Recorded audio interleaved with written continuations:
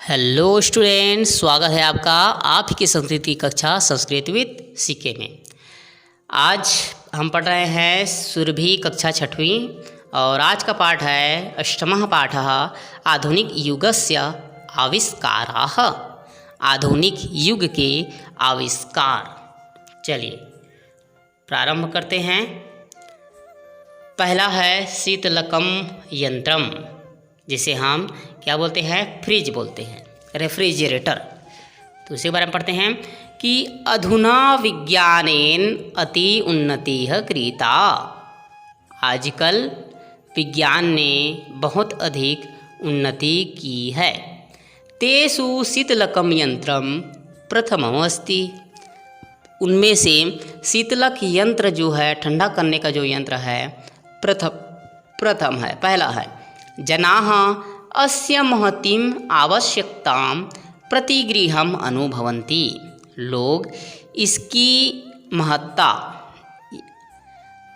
और आवश्यकता, अस्य महतीम आवश्यकता, इसका बहुत अधिक आवश्यकता प्रत्येक घर में अनुभव करते हैं। ग्रीष्मकाले च अस्य महती उपयोगिता परिलक्ष्यते। और गर्मी के दिनों में इसका बहुत ही उपयोग दिखाई देता है। जो शीतलक यंत्र है, फ्रिज जो है, उसका उपयोग कब दिखाई देता है? अत्यधिक गर्मी के दिनों में, क्योंकि ये ठंडा करने का यंत्र है और उस समय वातावरण जो है गर्म रहता है, तो हमें ठंडी ठंडी चीज़ें खाना पीना अच्छा लगता है। तो अधुना विज्ञानेन अति उन्नतिः कृता। आजकल विज्ञान ने बहुत अधिक उन्नति की है। तेषु शीतलकम यंत्रम प्रथममस्ति। उनमें से शीतलक यंत्र, ठंडा करने का यंत्र, पहला है। जनाः अस्य महतीम आवश्यकतां प्रतिगृहम् अनुभवन्ति। लोग इसकी बहुत अधिक आवश्यकता प्रत्येक घर में करते हैं। ग्रीष्मकाले च अस्य महती उपयोगिता परिलक्ष्यते। गर्मी के दिनों में इसका बहुत ही अधिक उपयोग प्रत्येक घर में दिखाई देता है। चलो, ये हो गया पहला यंत्र। दूसरा यंत्र है संगणक यंत्रम, कंप्यूटर, गणना करने का यंत्र। तो अस्मिन् युगे संगणकस्य उपयोगः सर्वेषु क्षेत्रेषु दृश्यते। इस युग में संगणक यंत्र का उपयोग सभी क्षेत्रों में दिखाई देता है। अनेन यंत्रेण क्रांतिकारी परिवर्तनम् अभवत्। यह जो यंत्र है, इस यंत्र में क्रांतिकारी परिवर्तन हुआ है। अद्य शिक्षा क्षेत्रे अस्य महती आवश्यकता वर्तते। आज शिक्षा के क्षेत्र में इसका बहुत ही अधिक आवश्यकता है। देश विदेशानां समाचारम् इंटरनेट माध्यमेन प्रेषयितुं समर्थः अयं संगणकः। देश विदेशों में समाचार इंटरनेट के माध्यम से भेजने में यह संगणक यंत्र समर्थ है। अधुना संगणकस्य उपयोगिता वर्तते। आजकल संगणक का बहुत ही अधिक उपयोग है। जो कंप्यूटर यंत्र है, उसका उपयोग आजकल बहुत ही अधिक है।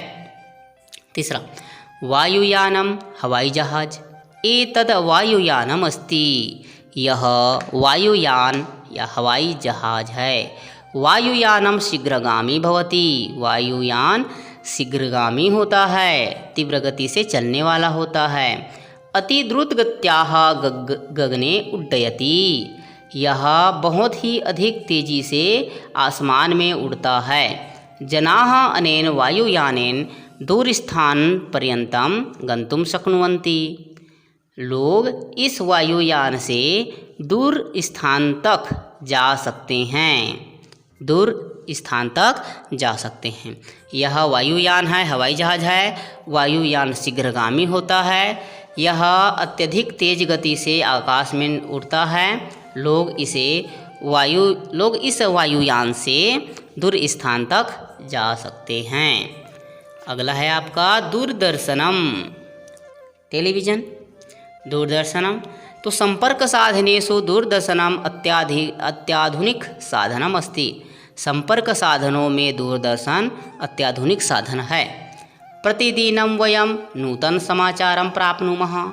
इससे हमें प्रतिदिन नए नए समाचार प्राप्त होते हैं। विविध विषयाणाम सूचनाम दूरदर्शनम सूचयति। विभिन्न विषयों के समाचार दूरदर्शन हमें सूचित करता है।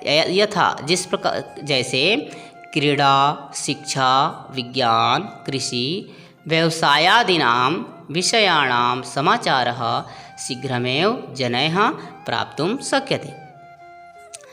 जैसे क्रीड़ा, खेल, शिक्षा, विज्ञान, कृषि और व्यवसाय आदि विषयों के समाचार शीघ्र ही लोगों तक प्राप्त हो सकते हैं। किसके माध्यम से? दूरदर्शन के माध्यम से। तो दूरदर्शन जो होता है संपर्क साधनों में अत्याधुनिक साधन है।